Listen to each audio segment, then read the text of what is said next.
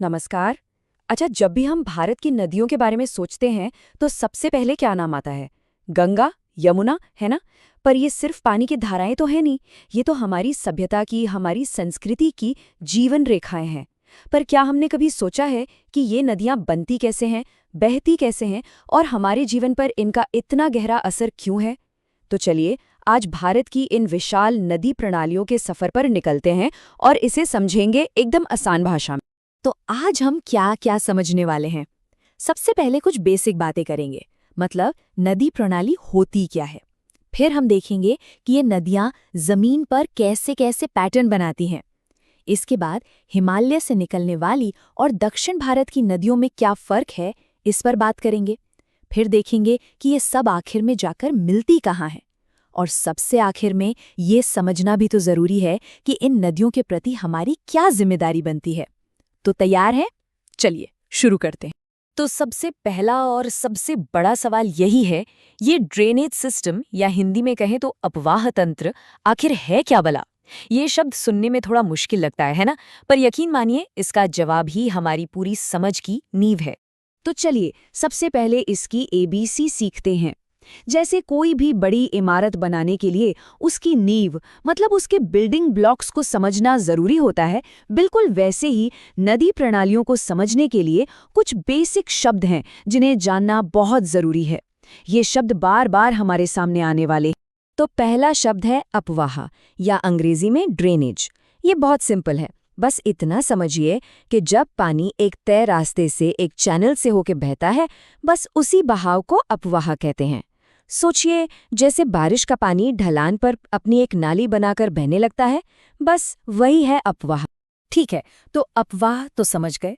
अब सोचिए, जब ऐसी ही हजारों छोटी बड़ी धाराएं, नाले और नदियां आपस में जुड़ जाती हैं और एक पूरा जाल सा बना लेती हैं, एक नेटवर्क, बस इसी पूरे नेटवर्क को हम अपवाह तंत्र या ड्रेनेज सिस्टम कहते हैं।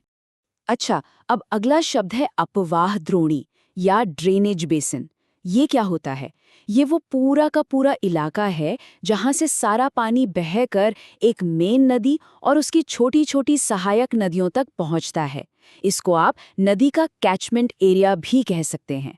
मतलब वो पूरा एरिया जहां से नदी अपना पानी कैच करती है। और आखिर में आता है जल विभाजक, यानी वाटरशेड। देखिए, नाम से ही सब साफ है। जल को विभाजित करने वाला, यानी पानी को बांटने वाला। ये कोई भी ऊंची जगह हो सकती है, जैसे कोई पहाड़ या पठार, जो एक नदी के कैचमेंट एरिया को दूसरी नदी के कैचमेंट एरिया से अलग करती है। एक तरह से ये दो नदी सिस्टम के बीच की एक नेचुरल दीवार है। अब इन सारे मुश्किल लगने वाले शब्दों को याद रखने का सबसे आसान तरीका, बस एक नदी प्रणाली को एक पेड़ की तरह इमेजिन कीजिए। जो मेन नदी है वो हो गया पेड़ का तना, और उसमें आकर जो भी छोटी छोटी नदियां मिलती हैं वो हो गई उसकी शाखाएं और टहनियां। है ना? एकदम सिंपल। ये दिखाता है कि ये सब कैसे एक दूसरे से जुड़कर एक बड़ा नेटवर्क बनाते हैं। तो चलिए, बेसिक्स तो अब क्लियर हो गए। अब जरा ये देखते हैं कि ये नदियां जमीन पर कौन कौन से सुंदर पैटर्न या कह लीजिए डिजाइन बनाती हैं। ये बिल्कुल कुदरत के बनाए हुए ब्लूप्रिंट्स जैसे हैं। तो ऐसा नहीं है कि नदियां कैसे भी बहने लगती हैं, वो जमीन पर कुछ खास पैटर्न बनाती हैं। मोटे तौर पर ये 4 तरह के होते हैं। पहला, वृक्षाकार। नाम से ही पता चल रहा है, ये पेड़ की शाखाओं जैसा दिखता है। उत्तर भारत में गंगा यमुना का जो सिस्टम है वो इसका बेस्ट एग्जाम्पल है। दूसरा है अरीय या रेडियल। इसमें क्या होता है कि एक ऊंची चोटी से नदियां चारों दिशाओं में निकलती हैं, बिल्कुल साइकिल के पहिए की तीलियों की तरह। फिर आता है जालीनुमा। इसमें मुख्य नदियां एक दूसरे के पैरेलल बहती हैं और छोटी नदियां उन्हें समकोण यानी 90 डिग्री पर आकर मिलती हैं। और चौथा है अभिकेंद्रीय। इसमें उल्टा होता है, सारी नदियां चारों तरफ से आकर एक ही झील या किसी गड्ढे में अपना पानी गिराती हैं। और अब आते हैं इस पूरे टॉपिक के सबसे जरूरी हिस्से पर। भारत की नदियों को हम मोटे तौर पर 2 बड़े ग्रुप्स में बांट सकते हैं। एक वो जो हिमालय से निकलती हैं और दूसरी वो जो हमारे प्रायद्वीपीय पठार यानी पेनिनसुलर प्लेटो से निकलती हैं। चलिए इन दोनों के बीच का फर्क समझते हैं।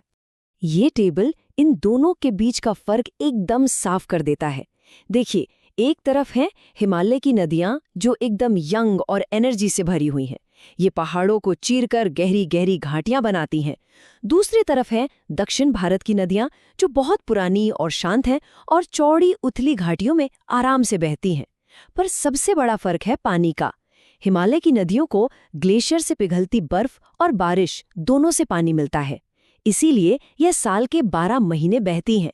जबकि प्रायद्वीपीय नदियां, वो बेचारी सिर्फ मानसून की बारिश पर डिपेंड करती हैं, इसलिए गर्मियों में अक्सर उनका पानी कम हो जाता है या सूख भी जाती है। जब हम हिमालयी नदियों की बात करते हैं तो 3 बड़े नाम दिमाग में आते हैं: सिंधु, गंगा और ब्रह्मपुत्र।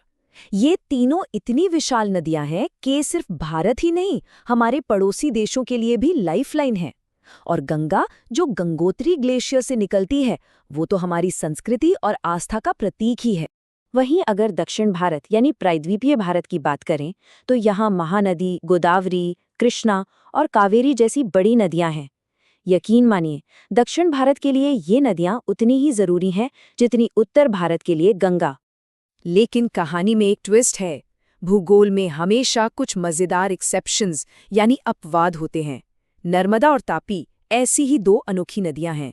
जहां दक्षिण भारत की ज्यादातर बड़ी नदियां पश्चिम से पूरब की ओर बहकर बंगाल की खाड़ी में गिरती हैं, वहीं ये दोनों नदियां उल्टी गंगा बहाती हैं। मतलब ये पूरब से पश्चिम की ओर बहकर अरब सागर में जाकर मिलती हैं। और ऐसा क्यों होता है? क्योंकि ये जमीन में बनी गहरी दरारों से होकर बहती हैं, जिन्हें रिफ्ट वैली कहा जाता है।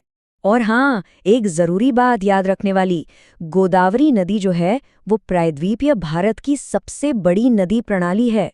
अपने इसी विशाल आकार और महत्व की वजह से इसे दक्षिण गंगा भी कहते हैं।